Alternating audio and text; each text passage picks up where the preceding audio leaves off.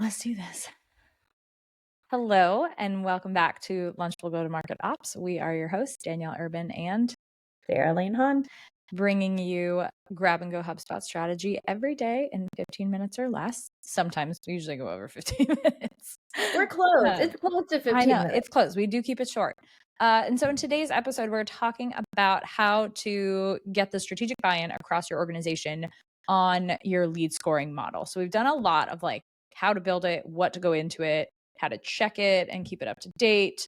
And today we're going to sort of tie all that together with how you are going to, take this into your business and make sure that everyone is on the same page with what these scores mean and how they should be used. I do feel like we touched on this just a tiny bit when we were talking about lead prioritization, sort of the handoff between marketing and sales as one way to operationalize a score. But really taking that one step back and talking about what a score means in your organization. How do you typically see this playing out when you're working with new clients? Yeah, so what I found is that from those of us with an operational lens, right, it's very easy to come into an instance and go, oh, I need to build lead scoring. Yep. Hey, Mr. Client, we need to build lead scoring. And it's just another to-do list on a checklist. And I think that's true whether you're in-house or not. The problem then is that nobody else really gets buy-in. Nobody else really understands why we're using it. And so then later when you need action to actually be taken off the lead score, it can unravel and kind of come back on you. So instead, what I've found to be really important is say, hey, as we're working on SDR and AE routing and prioritization of outbounding, and as we're working on marketing initiatives and making sure that inbounding is working effectively, we want to make sure that we have alignment of when that happens and what really matters to all of the players, right? And so it's taking us out of our very tactical, automated kind of mindset and getting back into the words of, hey, I'm here to support. The primary needs that we have are prioritization and routing of leads. Right. And so since we all agree that that is always a huge business need, one piece that I want to talk about is, can we use a lead score to facilitate that? And so I think starting way back there is really imperative versus starting with, here I revised the lead score. Can I get sign off? Is there anybody who has any problems with it? Because that's just not gonna start you off on the right foot of people realizing, like, why is it helping them? And at the end of the day, operations people, we are here to serve the organization. Right. And so we are here to serve what is in the best interest of the revenue team. So that's step one. Just Yeah, get it in plain starting English. from the beginning. And I feel like we do focus a lot on the sales and marketing relationship, but oftentimes this stretches into CS and lifecycle marketing, the sort of like post-sales process. And that's another person that you should have in the room because, as we'll talk about tomorrow, the sort of reconversion and re-MQLing, though you should never un-MQL someone, that sort of like coming back around to show further product interest for renewals or expansion, that is another voice that needs to be at that same table on like, well, what is meaningful to you? When do you want to, pick up the phone and call these people? What are the indications that, this is going to go somewhere and be worth your time? And so there will obviously be some similarities between sales and CS in that conversation, but taking that giant step back and saying like, let's all talk about the things that are meaningful and the way that we can structure this so that your teams are efficient and, we're all moving towards a higher revenue goal. Yeah. And I like how you frame it. When do you want somebody to pick up the phone? I think that at its base is kind of the next part of that conversation, is to actually pause and say, what is the manual response, right? When do we want a person involved in doing something, whether it's manually reviewing the opportunity and the contact, whether it's picking up the phone, writing an email, creating an op, right? Like, if there is a manual process, when do we want that to happen so that we are protecting the time of all of our SDRs and AEs? Right. They're not just given thousands of things to try to look through and figure out how to prioritize on their own. We want to make it super crystal clear. This is the highest and best use of your time for the company. You go in, you do it. And I think sales leaders, especially, like, have a very clear understanding of that Yes. and have a great desire for, like, Yeah. how do I get my team out of spinning their wheels and just wasting time and get them actually actioning on the right things at the Mhm. right time, um, so that we move things forward. Yeah. Because I think if you start with, you know, life cycle stages, for instance, and you're like, we want to use lead scoring to MQL clients, then you get really into these sticky opinions Mhm. of what people want, what they don't want, what they think they want, and it just can get really messy. Whereas if you start with, what do you want your team working on? Mhm. Like, who should they be talking to first and foremost? Like, what is priority 1? Cool. What's priority 2 then? And you start kind of peeling back those layers Mhm. of, if at most in a day they can do 4 priorities, like, what are those level of priorities? Anything that doesn't fall in that bucket, we reassess from a perspective of automation Right. and where can we fill in those cracks. But from what needs to be manually actioned, that should guide where we set our score thresholds, what activities are included, and then that can kind of drive everything else. Yeah. And we're about to have a Let's Build Workspaces crossover, because when you start to have the conversation on, how do you want your team to see this? How is it best presented so that they can see it?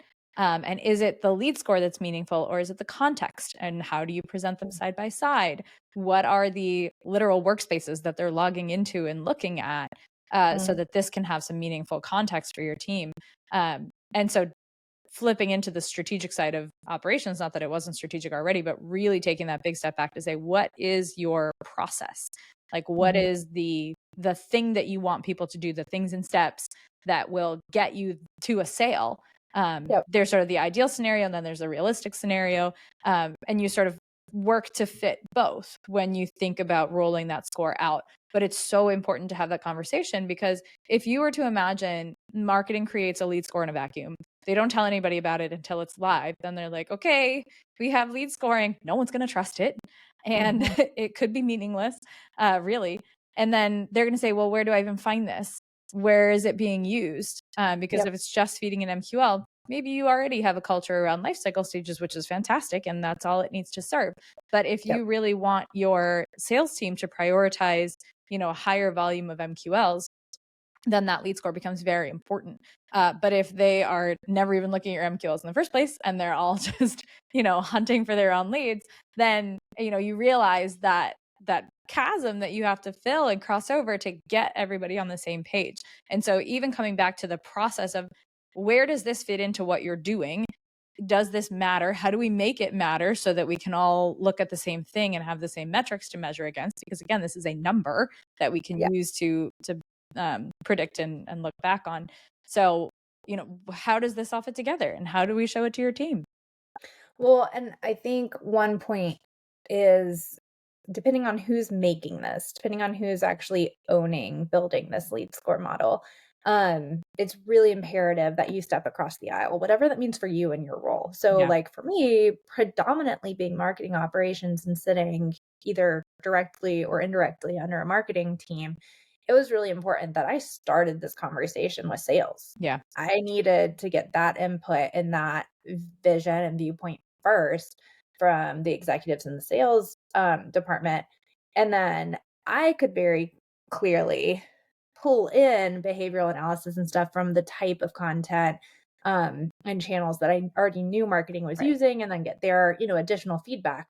But it was really important for me to work directly with sales. Somebody that's coming from a RevOps perspective, you might have a pretty clear understanding of your sales processes. And so yours might be more of a check in of like, does this continue to work? Is this continuing to be the strategic lens in which we're looking at Hmm.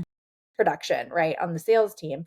And then the bulk of your time maybe need to be spent with the marketing Right. leadership, really understanding, how are we using different channels? What are the types of ways in which we are trying to activate leads and get them engaged to a point where we feel like they're sales ready? And there will be Yeah. a lot of education that has to be done for you to know what to really build in the behavioral model. So I think knowing what you don't know is a Yeah. huge part of leading this initiative. Um, and I think the roles that are there. So for me, anyway, when we do a lead score model from the very basics, Mhm. sales sets the stage for here's what I need to be handed and Mhm. when.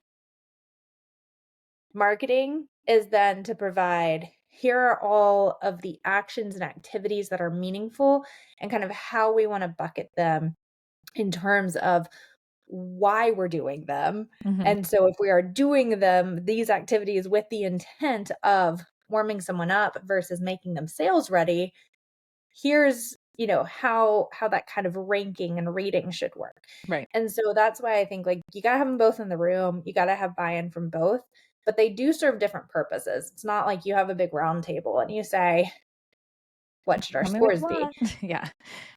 You won't get anything useful, but Right. knowing what everybody's role is in that conversation is really valuable.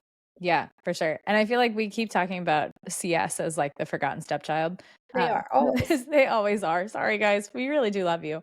But We having care, but I don't know that, like, B2B in general does. Like, just to true. be quite frank, that's why we're not mentioning them, is because I know I haven't ever worked at a company where I've gotten to fully lean into CX. Anything that's been done for CX ops has been done voluntarily Mhm. by me reaching out and being like, "I have time.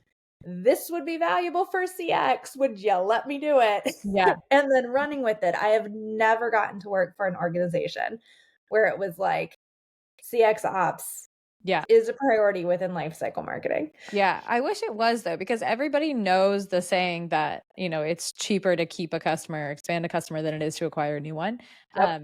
But I echo that opinion that I've never really seen it done right. I worked in-house at a company where CS was awful. We like thought that the person was doing a lot more than they were. And we were like, wow, we are leaving so much opportunity on the table Mm, when someone else stepped into that role. And we were able to sort of pivot from that point and, really fine tune it as much as you can within a startup. When it's one person in a small startup, that's how it yeah. goes.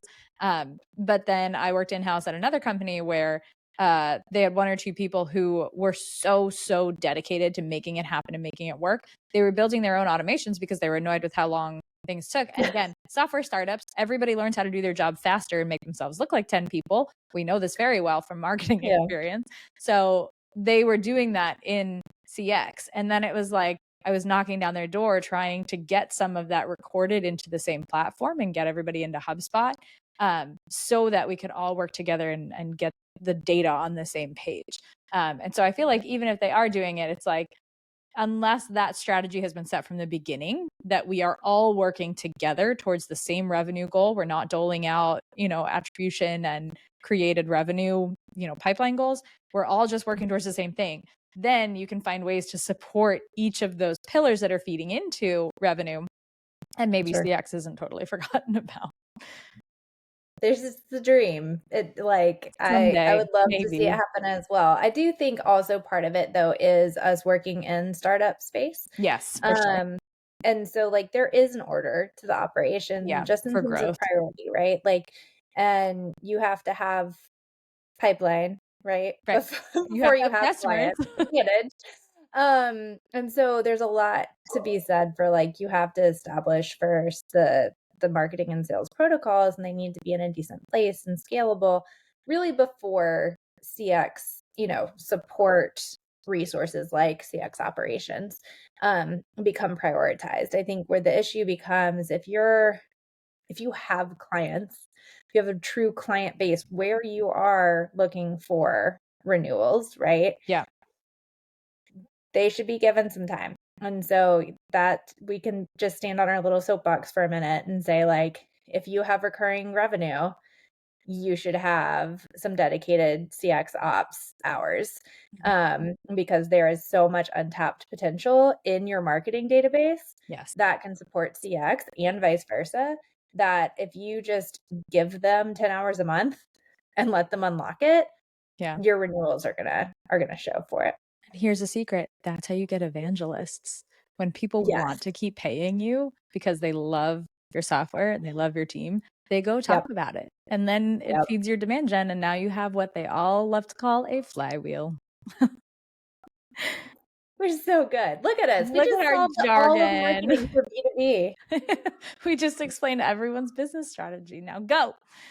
Go and do it. Be successful. All right. I think that's a fantastic stopping point for us today.